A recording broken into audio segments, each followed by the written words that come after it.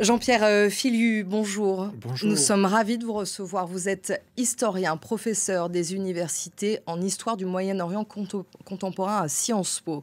Hier est paru votre livre « Un historien à Gaza » que l'on voit apparaître à l'écran aux éditions Les Arènes.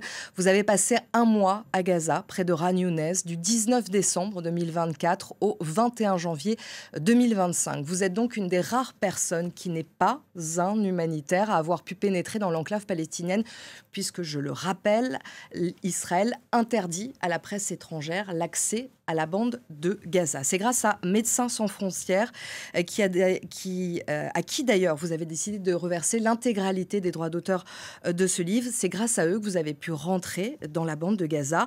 Votre livre, c'est une immersion. Vous nous emmenez avec vous, vous décrivez ce que vous voyez, vous racontez les témoignages, les faits, vous y intégrez aussi l'histoire de Gaza, l'histoire du peuple palestinien. C'est un récit qui est terrible, souvent, mais aussi ponctué d'espoir, car les Gazaouis continuent d'espérer malgré l'horreur, cette horreur qu'ils vivent, dans laquelle ils sont plongés depuis 601 jours maintenant, une guerre entre Israël et le Hamas, depuis les attaques du Hamas contre Israël le 7 octobre 2023. C'était viscéral pour vous, il fallait que vous alliez à Gaza d'une manière ou d'une autre? Tout à fait. Je connais trop bien Gaza, ses femmes, ses hommes, pour regarder indéfiniment de loin une telle horreur, une telle tragédie. Et puis, il y a la démarche d'historien. J'ai écrit une histoire de Gaza, c'est d'ailleurs la seule au monde qui traite sur la longue durée du passé de cette enclave qui a été pendant longtemps un carrefour florissant pendant des millénaires, une oasis prospère. Et donc, j'ai décrit les différentes étapes de la descente aux enfers de cette bande de Gaza au cours des 2 dernières décennies, et voyant malheureusement se confirmer mes pires prédictions, mes pires projections. Je suis convaincu depuis longtemps que Gaza, même si elle est périphérique sur la carte, est au cœur de la Palestine, et que donc elle est au cœur du conflit entre les peuples d'Israël et de Palestine, et que toute paix réelle doit être fondée sur l'ouverture, la réouverture de Gaza au monde. Or, on a vu qu'on a fait exactement le contraire, ce qui n'a pu qu'accélérer l'effondrement du processus de paix. Mais j'étais aussi convaincu que toute guerre lancée à Gaza pouvait engloutir les 2 peuples. Aujourd'hui, c'est évidemment le peuple palestinien qui est frappé de plein fouet par cette horreur, mais on peut vraiment s'interroger sur l'avenir d'Israël dans la durée. D'ailleurs, mon livre s'ouvre par une citation de mon collègue de l'Université hébraïque de Jérusalem, Yuval Noah Harari, qui dit que c'est un peu Samson qui, à Gaza, dans la Bible, fait s'effondrer le temple païen, certes sur les Philistins, mais aussi sur tout le monde. Et c'est un peu ça qui est en train de se passer. Ce qui s'effondre à Gaza s'effondre sur tout le monde et pas uniquement sur les victimes directes qu'en sont les Palestiniens. Donc il fallait que je retourne à Gaza. C'était impératif pour comprendre cette guerre sans précédent dans ses proportions, dans sa violence, dans sa durée, dans sa méthode, dans son système. Et donc j'ai mis plusieurs jours sur place à reprendre mes repères. Parce que vous étiez choqué quand vous êtes arrivé. D'ailleurs, oui. c'est ce qu'on voit d'ailleurs direct quand on lit votre couverture. On est saisi par ce qui est écrit. Rien ne me préparait à ce que j'ai vu et vécu à Gaza. Le territoire que j'ai connu et arpenté n'existe plus. Ce qu'il en reste défie les mots. Vous avez mis plusieurs jours à vous situer, en fait. Littéralement, vu que la ville de Khan Younes est très largement détruite, elle qui a été une oasis dans l'oasis prospère depuis le XIVe siècle, un caravansérail, un carrefour commercial. Là, c'est un monceau de ruines, on ne sait plus où on est, on n'arrive pas à s'orienter. Quand on voit une colline, on découvre que c'est en fait un amas de décombres bulldozés par l'armée israélienne. Et puis il y a la mer de Tente. Je vivais et je travaillais au sud de cette zone dite humanitaire, mais qui n'était pas du tout épargnée par les frappes israéliennes, dévastatrices, parce que quand on touche une tente, eh bien, ça s'enflamme et il y a tout de suite des scènes atroces. Et vous avez d'ailleurs assisté... Oui, On vous a raconté, vous avez oui, assisté à des scènes comme celle-là? pas directement, hein, parce qu'il faut être très prudent, hein. Je suis fort heureusement pour moi-même et pour mes proches revenu intact, mais ça veut dire un certain nombre de disciplines de sécurité qui s'appliquent à tous les humanitaires et qu'il était hors de question que j'enfreigne. Mais ça se passait littéralement à 100 ou 200 mètres, donc j'en avais au moins les échos et de toute façon les traces le Même la lendemain. fumée, Bien sûr. vous avez pu voir tout ça. Quelles étaient vos journées, en fait? Comment se déroulaient vos journées? Ben, moi, j'étais intégré donc à l'équipe locale de Médecins sans frontières, où j'ai contribué à ma très modeste mesure en termes d'analyse de contexte, de prospective, vu que c'était le moment du passage à une trêve qu'on espérait durable et que ça impliquait pour l'organisation humanitaire eh bien, une forme de réorganisation de ses activités.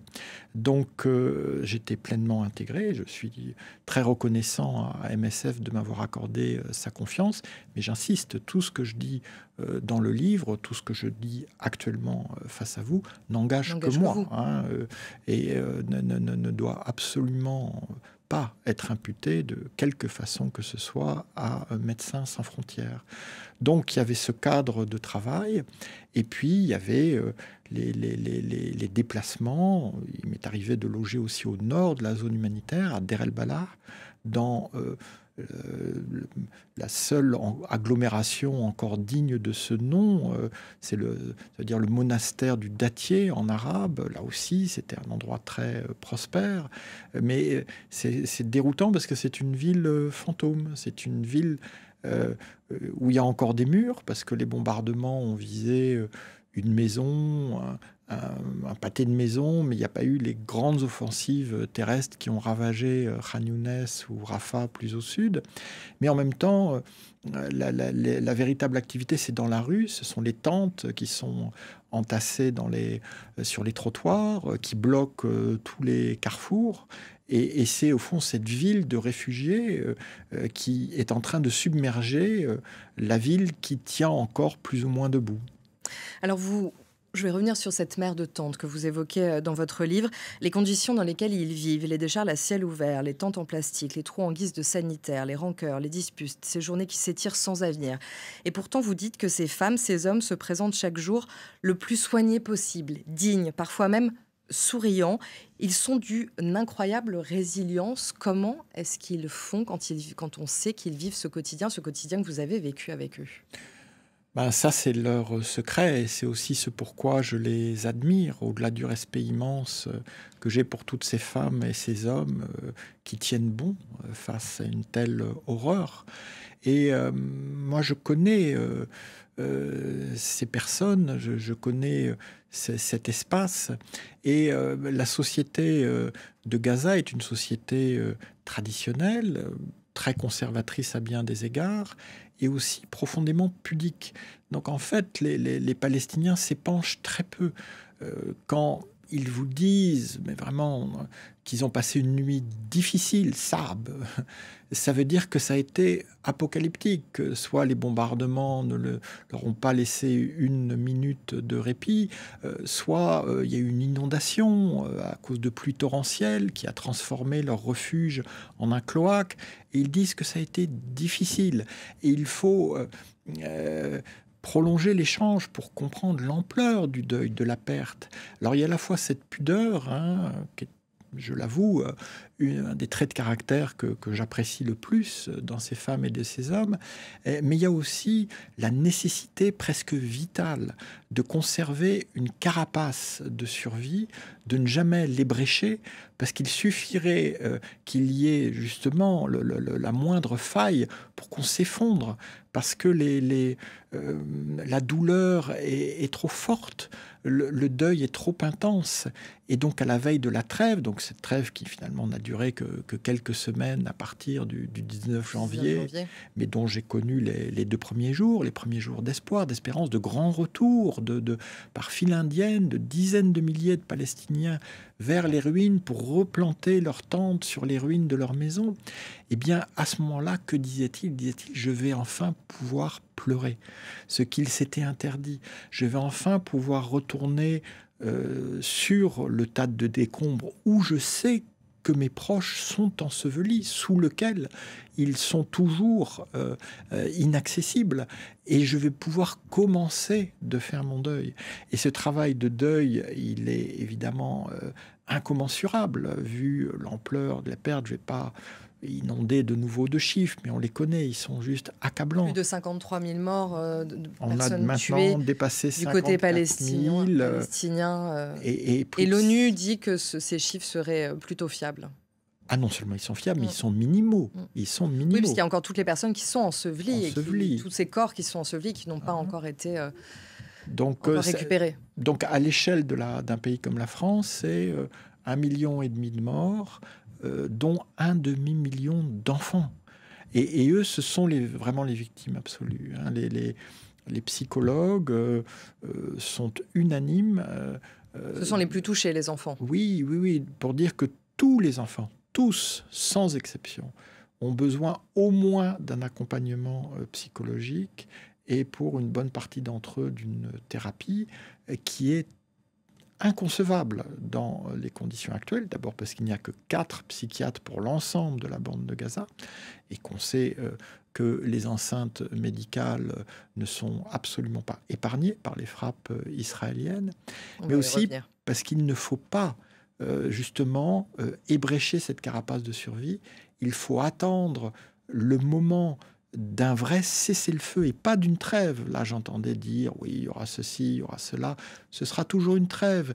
Et les Palestiniens font très bien la différence. Hein. La trêve, c'est Houdna en arabe. On ne parlait que de ça. Ce n'est pas un cessez-le-feu. Alors que la presse internationale, les diplomates, les dirigeants ont un moment employé ce mot de cessez-le-feu. Le cessez-le-feu n'arrivera que quand Israël se retirera et retirera de la bande de Gaza. Ses troupes de la bande de Gaza. Et on n'en voit actuellement aucune indication, bien au contraire. Quand vous dites que les enfants ont besoin de cette aide psychologique, les adultes aussi en ont besoin, on l'imagine. Ça concerne vraiment tous les Gazaouis. Bien sûr. Et donc, c'est ce risque que les professionnels, dont je ne suis pas, décrivent comme un risque de décompensation individuelle ou collective qui serait de l'ordre de l'effondrement d'une société qui actuellement tient encore malgré tout un peu debout. Mais bon, je rapporte des récits, des témoignages, des exemples accablants, déchirants, bouleversants de l'atteinte vraiment au fondement même de cette société, hein, du fait des déplacements déjà. Il y a des personnes qui se sont déplacées jusqu'à 10 fois, c'est ce que vous dites dans votre livre. Ça veut dire tout recommencer. Tout recommencer. Et donc, dans cette société qui était tellement attachée à la famille élargie, ça veut dire perdre, alors là pour le coup, toute forme de solidarité, perdre le lieu où on a noué ces liens profonds et se retrouver au milieu d'inconnus, d'étrangers. Et puis voilà, comme dans toute société, il y a aussi des éléments criminels, des délinquants. Et on voit se développer cette violence de Palestiniens. Il y a les pillards aussi, donc, que vous évoquez dans votre livre, il y a tout un pour l'aide humanitaire. Sur les vautours. Sur les vautours. Mais j'insiste, parce qu'on voit bien la polémique, une fois de plus, entre Israël et les Nations Unies. Israël ne sait plus quoi inventer pour discréditer les Nations Unies, alors que les Nations Unies, littéralement, tiennent à bout de bras ce qui peut encore l'être de cette bande de Gaza, avec évidemment des organisations humanitaires comme Médecins sans frontières qui accomplit un travail extraordinaire. Mais les pillages que j'ai pu documenter, avec des chiffres très précis, avec des données que j'ai vérifiées comme l'historien que je suis, sont tous des pillages qui ont été menés par des gangs protégés par l'armée israélienne. Ça, c'est ce que vous dites dans votre livre. L'armée israélienne, l'armée israélienne qui arme ces gangsters, qui attaquent les convois d'aide humanitaire de l'ONU. Et quand les gangsters ne sont pas assez efficaces, les drones israéliens viennent leur apporter un soutien aérien contre la protection donc, que les Nations Unies ont requise dans la population locale pour amener cette aide à destination auprès des plus faibles et des plus vulnérables. Alors, vous rendez hommage aux journalistes palestiniens dans votre livre, qui font un travail incroyable. Je rappelle encore une fois que depuis le début de la guerre, depuis 601 jours, plus de 200 journalistes palestiniens ont été tués dans la bande de Gaza. Vous écrivez: à Gaza, le doute n'est pas permis. C'est l'armée israélienne et elle seule qui est responsable de la mort violente des professionnels de l'information. Oui, c'est terrible. Bon, selon Reporters sans frontières, selon le Comité de protection des journalistes, non seulement la Palestine est le pays le plus dangereux au monde pour les professionnels de l'information, mais entre 2 tiers et 3 quarts des journalistes tués dans le monde entier l'ont été en 2023 comme en 2024 dans la bande de Gaza. C'est absolument effrayant de voir ce effarant. chiffre. Donc non seulement vous êtes interdit d'y entrer, mais les témoins privilégiés d'un courage inouï que sont les journalistes palestiniens sont les premiers visés. Et ils disent d'ailleurs avec beaucoup d'amertume que les gilets presse les désignent aux frappes israéliennes plutôt qu'ils ne les protègent. Alors, vous rendez notamment hommage à notre confrère Rami Abou-Jamous, qui est triple lauréat du prix Bayeux des correspondants de guerre. Vous l'avez rencontré. On est d'ailleurs en ligne avec lui. Rami, bonjour. Est-ce que vous nous entendez ? Oui, bonjour, je vous entends très bien. Merci beaucoup, Rami, d'être avec nous. Comme vous le savez, Jean-Pierre Filiu est avec nous aujourd'hui. Vous vous êtes rencontrés tous les deux quand Jean-Pierre Filiu était dans la bande de Gaza pendant ce mois entre octobre et janvier 2024-2025. Comment s'est déroulée cette rencontre ? J'ai eu l'honneur et le plaisir de le rencontrer et j'étais surpris qu'il a pu rentrer. Et j'étais tellement fier de le rencontrer. J'ai beaucoup entendu parler de lui et c'est quand il m'a appelé pour qu'on se voit, c'était le grand plaisir. Et on s'est vu 2 fois et pendant les 2 fois, c'était très intéressant. Jean-Pierre, c'est quelqu'un qui connaît très bien et je peux dire beaucoup mieux que moi la Palestine et surtout Gaza. Les discussions, c'était vraiment très intéressant. Je le remercie, il a fait tout ce risque de vivre pendant la guerre dans cette période-là. Juste pour parler de nos problèmes, de parler de la Palestine, de parler de Gaza. Et là, j'ai appris aussi qu'il a rendu hommage à tous les journalistes palestiniens. Et son bouquin, c'est un hommage à toute la Palestine. Ça vient d'un historien qui parle, qui reste dans l'histoire, tout ce qu'on a vécu.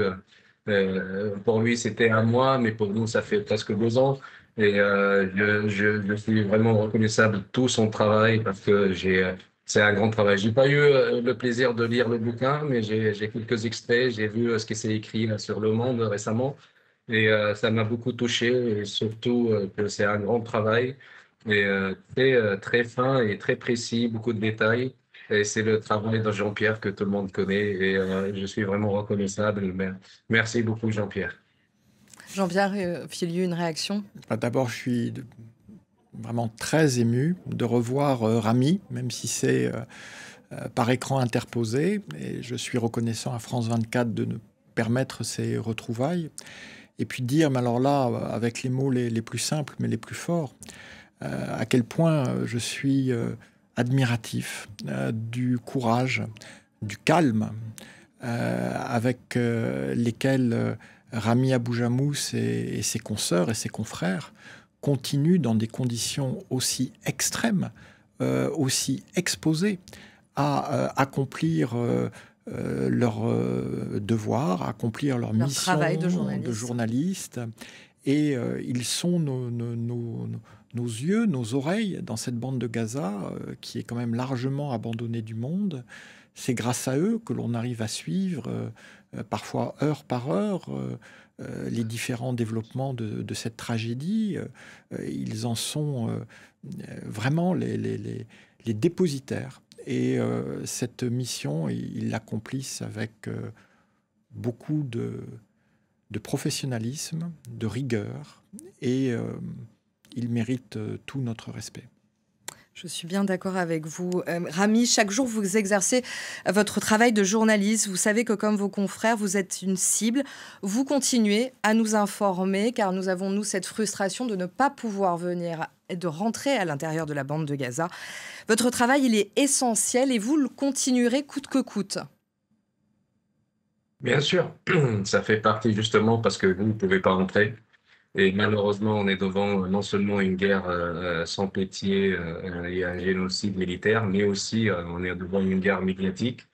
Nous, on est juste une petite plume et une petite caméra qui sort de Gaza pour faire, il y a un petit micro pour sortir les images, la voix de Gaza, et tout ce qui se passe à Gaza, on essaye de travailler parce que s'il y aura plus ce travail-là, malheureusement, c'est le blackout total. Déjà, on est nombreux comme journalistes, on a perdu beaucoup de nos amis, de nos collègues. Il y a ceux qui ont perdu leur famille. Et récemment, hier, il y a eu un bombardement d'un caméraman. Il a perdu toute sa famille et lui, il est sorti sain et sauf. Mais bon, c'était une cible, c'était lui la cible. Et malheureusement, on continue à travailler parce que ça fait partie de notre résistance. Notre résistance, c'est un micro, c'est une caméra et c'est une plume. À part ça, c'est ça notre arme qui est en train d'affronter cette propagande israélienne. C'est toujours notre parole contre la leur. Et malheureusement, la leur, c'est comme leur arsenal militaire. C'est un arsenal médiatique qu'on essaye de trouver une place dans cette guerre-là pour parler de ce qui se passe à Gaza. Et je répète que je suis vraiment reconnaisseur à Jean-Pierre parce qu'il a pris ce risque, parce qu'il a rendu hommage à ces journalistes et surtout parce qu'il a pris ce risque-là de venir vivre avec nous, voir l'enfer qu'on est en train de vivre. Et surtout, quand ça sort de la bouche de quelqu'un étranger, ça donne beaucoup plus, malheureusement, de fiabilité. Et je le remercie beaucoup du fond du cœur parce il a fait preuve que tout ce qu'on dit à Gaza, tout ce qu'on parle de Gaza, et que c'est vrai. Et lui, il l'a vu avec ses propres yeux. On ne fait pas de la propagande, on ne fait pas de quoi que ce soit. On transmet la réalité telle qu'elle est. Et je répète, merci Jean-Pierre, merci, parce que c'est grâce à toi, ta plume, le monde commence à parler de Gaza et commence à croire aux journalistes et la vie qu'on est dure qu'on est en train de vivre. Nous, on va continuer notre travail, ça fait partie de notre risque, notre métier de risque, mais on continue jusqu'au bout, jusqu'à la fin de cette guerre-là. Et même après la fin de cette guerre-là, on va continuer notre travail. C'est notre lutte contre l'occupation. Rami, un mot sur ce qui a été dit par Steve Witkoff aujourd'hui. Il y aurait, lui, dit il pourrait y avoir très prochainement, sans doute, une trêve. Quelles sont les impressions des Palestiniens?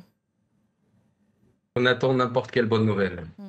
On attend, ça fait 2 ans qu'on attend juste une bonne nouvelle qui vient de Doha ou du Caire. Les gens, la population est surépuisée physiquement à cause de la famine, surépuisée moralement et psychologiquement à cause de la guerre, surépuisée de déplacement d'un endroit à un autre. Et donc là, on attend avec impatience une bonne nouvelle qui peut sortir de Doha. Cette fois-ci, apparemment, c'est sérieux parce qu'on a vu les déclarations de la part des ministres de l'extrême droite, du gouvernement d'extrême droite. Ça se voit qu'il y a quelque chose de sérieux parce qu'ils sont en train de disputer entre eux. Donc, ça veut dire qu'il y a quelque chose de concret cette fois-ci. On espère que dans les 24 heures à venir, il va y avoir une bonne nouvelle d'arrêt de cette guerre, même si c'est une trêve, mais on peut prendre notre souffle pendant 60 jours ou 70 jours. Et après, il y a des garanties d'arrêter cette guerre-là. J'espère aussi que la France et les Européens, en général, se sont mobilisés. Et je crois que là, la France est en train de diriger on va dire un réveil et une mouvance pour arrêter cette guerre-là. C'est jamais trop tard. On est toujours sur ce génocide-là. Et je crois que ces efforts, ça fait pression sur le gouvernement d'extrême droite et qu'on va finir avec un cessez-le-feu.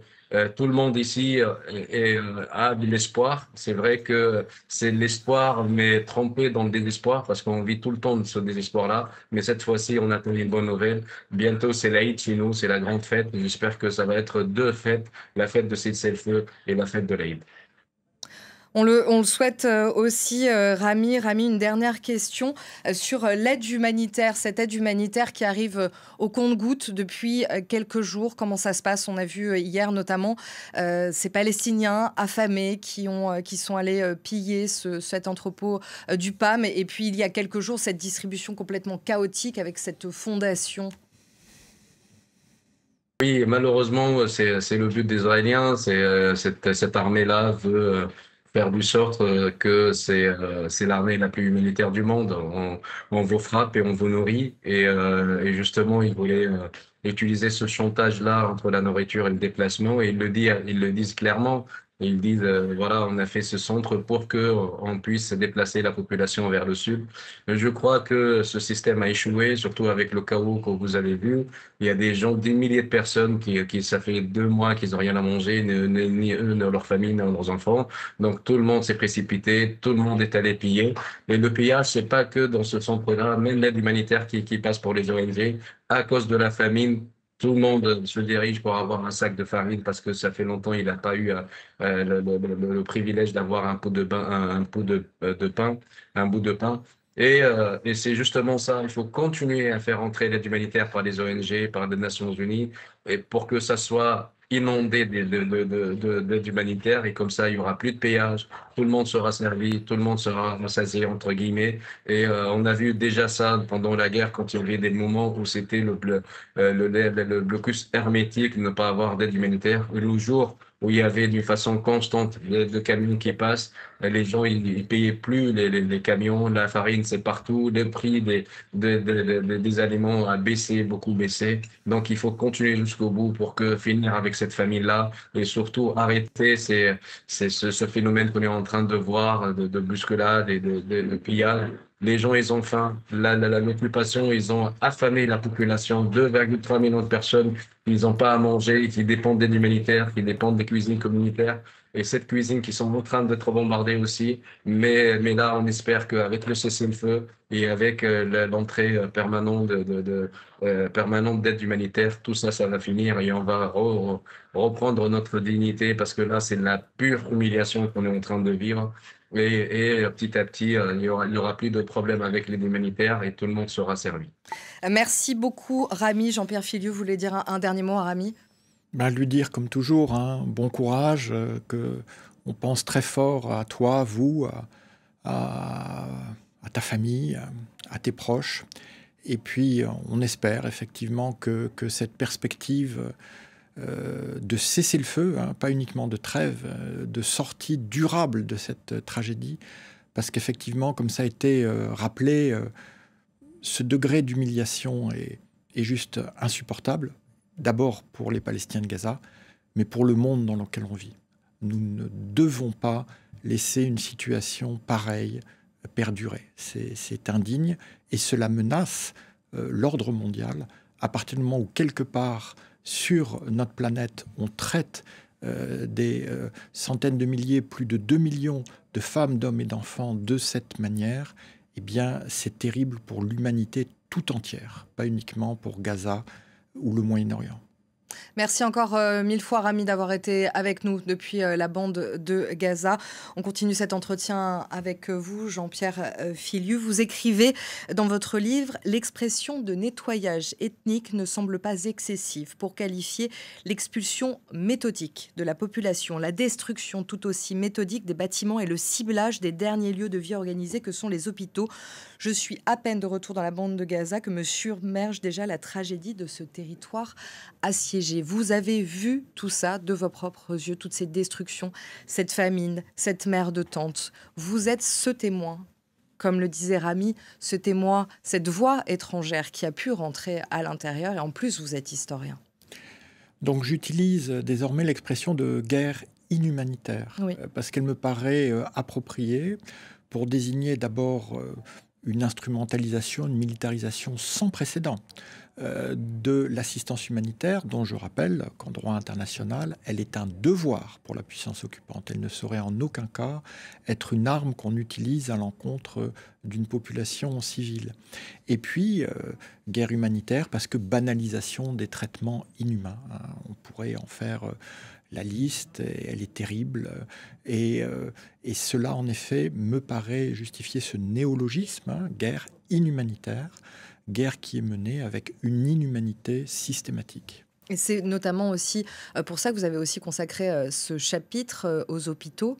Vous parlez de ces bombardements et pour vous aussi, les hôpitaux sont ciblés délibérément par l'armée israélienne. Pardon. Et de manière répétée. Donc là, on a évidemment rendu hommage aux journalistes tués, mais il faut savoir que dans la bande de Gaza, Les médecins, les infirmiers, voilà, la protection civile. On en est, les personnels de santé, on en est sans doute à 1500 morts. Et donc, je décline cette comptabilité macabre dans le livre. Combien de médecins, combien d'infirmiers, combien de dentistes, combien d'ambulanciers, combien de kinésithérapeutes. Et donc, si le système de santé de Gaza n'a pas complètement disparu, malgré les attaques répétées contre tous les hôpitaux pratiquement de la bande de Gaza à un moment ou à un autre, qui ont pu rouvrir en partie ou pas du tout, qui ont été détruits ou simplement endommagés, c'est grâce à l'abnégation, au courage de ces femmes et de ces hommes. Et je cite un médecin de Médecins sans frontières qui, peu de jours avant sa mort, il a été tué dans un tir israélien dans un hôpital du nord de la bande de Gaza, disait « Nous avons fait ce que nous avons pu. Et ceux qui resteront raconteront notre histoire. » Oui, j'avais noté en effet votre... Et ça, c'est très émouvant pour un historien. Et effectivement, on se sent dans ces cas-là un poids, une responsabilité par rapport à ceux qui sont tombés, dont je rappelle que ce sont des personnels de santé. Donc vraiment la catégorie qui, dans toute guerre, doit être protégée coûte que coûte par l'ensemble des belligérants. Vous, je le rappelle, et c'est important, vous parlez l'arabe. C'est aussi pour ça que vous avez pu vous entretenir aussi de façon plus intime avec ces Palestiniens. Est-ce que, quand vous avez pu passer du temps avec eux, est-ce que vous avez pu parler du Hamas? Est-ce qu'ils en parlaient ouvertement? Vous avez aussi constaté, il y a eu, notamment il y a quelques semaines, ces manifestations anti-Hamas. Que vous disaient les gens sur place, ou est-ce que le Hamas reste quand même un mot ou quelque chose de tabou dont on n'ose pas trop parler? Ah oui, on fait très attention. Quand on prononce son nom, parfois on utilise des périphrases ou juste une lettre pour pas dire le nom, de peur qu'on entende. Bon, il se trouve que je suis un opposant de longue date au Hamas. Je n'ai jamais caché cette opposition. Je signale simplement qu'il est un peu plus délicat d'être opposant au Hamas dans la bande de Gaza plutôt qu'à des milliers de kilomètres de là, dans le cadre de polémiques plus ou moins respectueuses. Donc on pouvait se confier à moi de tout le mal qu'on pensait, et c'était souvent le cas du Hamas. Évidemment, je gardais ces confidences pour moi parce que le Hamas reste partout. Je vais essayer d'avoir une image un peu gestuelle. Voilà. On a l'expression dans la bande de Gaza du cauchemar dans le cauchemar. C'est le cauchemar de la domination islamiste dans l'occupation israélienne. Donc avant le 7 octobre 2023, on va dire que le Hamas était là et la bande de Gaza était là. Et depuis la guerre, la bande de Gaza a été totalement détruite, le Hamas a été très touché, mais au fond relativement moins que le reste de la population, ce qui lui donne aujourd'hui une force encore plus grande. J'avais mis en garde dès octobre 2023 contre le risque d'une occupation terrestre. Je disais qu'Israël allait tomber dans le piège du Hamas à Gaza. C'est exactement ce qui s'est passé. Donc, quelles que soient les pertes considérables qui ont été infligées aux brigades Qassam, la branche militaire du Hamas, elles ont pu être compensées par le recrutement de jeunes avides de vengeance qui ont perdu tous leurs proches dans les frappes israéliennes. Et donc aujourd'hui, le Hamas, grâce à Israël, a pu voir liquider, disparaître tous les pôles de contestation qu'il y avait dans la société de Gaza. Les universités, il y avait 12 universités, il y avait une proportion d'étudiants comparable à celle de la France, toutes détruites, la société civile, les milieux intellectuels, la classe moyenne, donc tout ce qui faisait rempart au Hamas, eh bien Israël l'a décimé. Donc le Hamas est relativement, j'insiste, relativement plus fort dans un environnement de ruines, et donc ceux qui sont montés en puissance dans le mouvement islamiste, la piétaille de ce mouvement, les gros bras, ben on les appelle sur place les drones, les zanzana. Donc c'est très révélateur que des Palestiniens utilisent pour parler d'autres Palestiniens, donc en l'occurrence les miliciens islamistes, le terme des drones israéliens qui littéralement leur pourrissent la vie, parce qu'on a... c'est un bruit continu qu'on entend. On a des maux de tête de ce ronronnement constant. Donc c'est aussi une indication sur la popularité très relative du Hamas, mais on ne laisse jamais ces femmes et ces hommes décider de leur destin. Et quand il y a eu, comme vous le rappelez, des manifestations de contestation, eh bien, si Israël avait vraiment voulu saper le Hamas, avait vraiment voulu conduire à son renversement, fallait tout de suite arrêter les bombardements pour permettre à cette contestation de se développer. C'est exactement le contraire de ce qui s'est passé. Il y a eu une escalade, donc qui continue, une fois de plus, de faire le jeu du Hamas. À la fin de votre livre, vous écrivez « Ce monde, le vôtre et le mien, n'a juste pas compris que ce qui se passe à Gaza avait, a et aura une valeur universelle. » Expliquez-nous. D'ailleurs, vous avez décidé de conclure ce livre en Ukraine et je vois aussi que vous avez écrit, sur votre suite, il y a écrit « Fight like Ukrainians ». Voilà, combattez comme les Ukrainiens. Bon, c'est une façon d'afficher mon soutien constant à la résistance ukrainienne face à l'invasion russe. Et effectivement, j'ai tenu à clore ce livre à Kiev, où j'ai enseigné pendant l'invasion russe. Et j'évoquais le Samson de Yuval Noah Harari en ouverture de mon livre. Et je conclus par le Samson de Kiev, juste à côté de l'université où j'enseignais, où je suis encore intervenu, l'Académie Moïla. Et là, ce Samson-là, il a les yeux ouverts. Ce n'est pas l'aveuglement idéologique, messianique de Netanyahou et de son gouvernement. C'est ce qu'il fait, et il terrasse un lion à main nue. Alors bon, tout ça, ce sont des symboles bibliques, mais c'est pour faire passer cette idée que Gaza, ce n'est plus une dystopie, c'est une réalité de ce que pourrait devenir notre monde. Un monde de charognards, un monde sans aucune norme, un monde où des mercenaires, on l'a vu, sont censés être responsables de distribution d'aide. Et évidemment, ça se passe très mal, parce que les mercenaires, ils sont là pour toucher apparemment au moins 1 000 $ par jour avec 10 000 $ d'avance. Avec 1 000 $, 10 000 $, je sais tout le bien que je pourrais faire à Gaza, alors qu'on voit des scènes chaotiques et des drames et des tirs. Donc, ce monde-là, ce monde où il n'y aurait plus d'ONU, où il n'y aurait plus de Déclaration universelle des droits de l'homme, où il n'y aurait plus de Comité international de la Croix-Rouge, le CICR, qui est pourtant responsable de toutes les libérations d'otages qui ont eu lieu par échange, et c'est 134, alors qu'Israël n'a réussi à libérer que 8 otages israéliens de vive force. Et on rappelle que 58 sont encore entre les mains du Hamas. Mort ou vivant.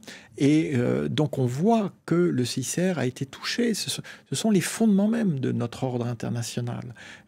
Et on voit que Poutine en Ukraine, Netanyahou à Gaza, veulent nous faire revenir à un monde qui soit débarrassé des normes qui ont justement été élaborées après la Deuxième Guerre mondiale pour prévenir la répétition de telles barbaries. Donc ce qui se passe à Gaza est vraiment universel.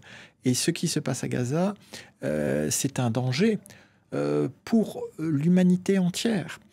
Il faut que ça cesse tout de suite, immédiatement, par respect élémentaire pour les femmes, les hommes et les enfants de Gaza. Mais il faut aussi que ça cesse, parce que ce qui se passe à Gaza pourrait devenir le modèle d'autres conflits, d'autres crises, où tout s'effondrerait. Et on voit bien que Trump, dans les coups de boutoir qu'il donne à l'aide internationale et à l'ordre international, va malheureusement tout à fait dans ce sens. Et c'est très menaçant pour l'Europe. Et l'Europe, qui a les yeux rivés sur l'Ukraine, ne comprend malheureusement pas assez. Elle commence à comprendre un peu que ce qui se passe à Gaza engage aussi sa sécurité. Merci beaucoup Jean-Pierre Filiu d'avoir été avec nous. Je ne peux que conseiller la lecture de ce livre. Encore une fois, grâce à vous, on pénètre à l'intérieur. Une voix étrangère, comme le disait Rami, mais une voix qui est importante et je conseille à tout le monde de lire. En plus, vous faites des passages aussi en tant qu'historien. Vous rappelez aussi l'histoire de la Palestine, l'histoire de Gaza, aussi pourquoi Gaza en est arrivé là avec le Hamas. Merci beaucoup d'avoir été avec nous. Merci.